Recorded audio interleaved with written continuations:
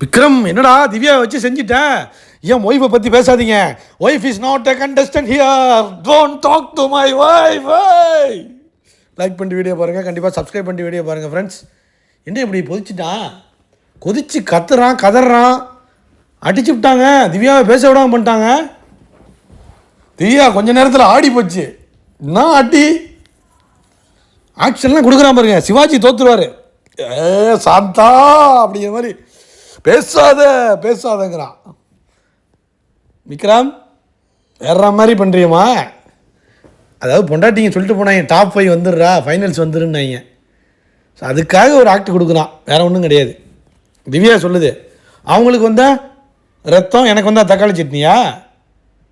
ஹேர்ட்டுங்கிறது எனக்கும் ஹேர்ட்டு தான். எனக்கு வந்தால் ஹேர்ட்டு, அவங்களுக்கு வந்தால் ஹேர்ட்டு இல்லையா? ஏங்க திவ்யா அவன் காலில் வேணால் விழுந்து கும்பிட்றாங்க, காலில் விழுந்து பேசணுமா அப்படின்னு கேட்குறான். அப்படி இல்லைங்க. அப்புறம் நீங்கள் என்ன பேசிக்கிட்டு இருந்தீங்க, என்னை பற்றி நான் தப்பாக பேசிக்கிட்டு இருக்கீங்க. நீனும் ஒய்ஃபும் பேசிக்கிட்டு இருக்கும்போது என்னது ஒய்ஃபு பேசிக்கிட்டு இருந்தோமா? நானும் ஒய்ஃபு எங்கே பேசிக்கிட்டு இருந்தோம்? என் ஒய்ஃபு இழுக்காத, அவ்வளோதான் மரியாதை. உன் ஃபேமிலியை நான் இழுத்தனா? இவங்க ஹேர்ட்டானா ஹேர்ட்டு. அப்போ திவ்யாவுக்கு எமோஷன்லாம் இருக்கக்கூடாதா?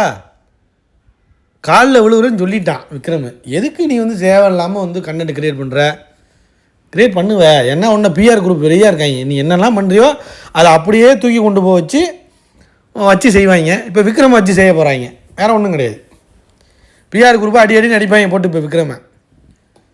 ஆனால் இதில் பார்த்தீங்களா பாரு உள்ளே பாருங்கள். பாரு கமருதீன் இல்லை, பாரு கமருதீன் இல்லாத வர்ற ஒரு ப்ரோமோனா இதுதான். விக்ரம் ப்ரோமோவில் வந்திருக்கான்.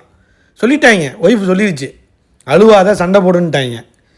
சண்டையை போட்டு கமெண்டு ஒரு மாதிரி பாஸ் பண்ணி எப்படியாவது ஓட்ஸை கொஞ்சம் இன்க்ரீஸ் பண்ண அடுத்த வாரம் அப்படிங்கிறதுக்காக பண்ணுற வேலை தான் அது. ஃபைனல்ஸில் வந்துடணும், அவ்வளோதான். ஜெயிக்க முடியாதுன்னு தெரிஞ்சு போச்சு. ஏன்னா ஃபேமிலியோட அந்த கருத்துக்களை வச்சே கண்டுபிடிச்சிருப்பான். ஏன்னா ஒரு கேமர் பாருங்கள். ஆனால் மக்கள் செல்வாக்கு தான் இல்லை. கரெக்டாக கண்டுபிடிச்சிட்டா திவ்யா. இந்த ட்ராமா வேண்டாம் விக்ரம், இந்த ட்ராமா வேண்டாம். ஆஹா கண்டுபிடிச்சிட்டாலையா, சூச்சகத்தை கண்டுபிடிச்சிட்டாலே அப்படின்ட்டு நான் ட்ராமா பண்ணுறேன்னா? நான் எங்கே ட்ராமா பண்ணுறேன்? ஆமாம் நீங்கள் நீனும் உங்கள் ஒய்ஃபும் பேசிக்கிட்டு இருக்கும்போது நான் ஒய்ஃப் எடுக்காத ட்ராமான்னு சொன்னோன்னே ட்ரிகர் ஆகிட்டான். ஒய்ஃப் எடுக்காத, she is not a contestant here, you don't have any rights to talk to her அப்படிங்கிறான். டாக் அபவுட் ஹேருங்கிறான். டேய் யாரா கோமாளி, அவள் இப்படி தாண்டா பேசுவா. ஆனால் ஒரு விஷயம், நல்லா பேச விடாமல் பண்ணிட்டாங்க. எல்லோரும் முன்னாடி பேச விடாமல் பண்ணிட்டாலே ஒரு மாதிரி அவளுக்கு எம்பாரசிங்காக மாறிடும். திவ்யாவுக்கு பிரச்சனையாக தான், அக்செப்டன்ஸே இருக்காது, பேசிக்கிட்டே இருப்பா. போட்டு பொழந்துட்டான். பேசாதடி, பேசாதடி. நான் என்ன பேசுகிறேன்? பேசாத, அடித்து முடிச்சுட்டான். பேசவே கூடாது, நீ வாயே திறக்கக்கூடாது. நீ அட்டைக்கு போட்டான், வேறு லெவல் பண்ணிட்டான். சிவாஜி, கமலஹாசன் யாரெல்லாம் இருக்காங்களோ யாரும் கிடையாது, இவன் தான். இப்போ காந்தான்னு ஒரு படம் வந்துச்சு பாருங்கள், துல்கர் சல்மான்லாம் நடிச்சிருந்தான்ல, அவன்லாம் தோற்றுருவான். விக்ரம் தான் அடுத்த ஆக்டர்.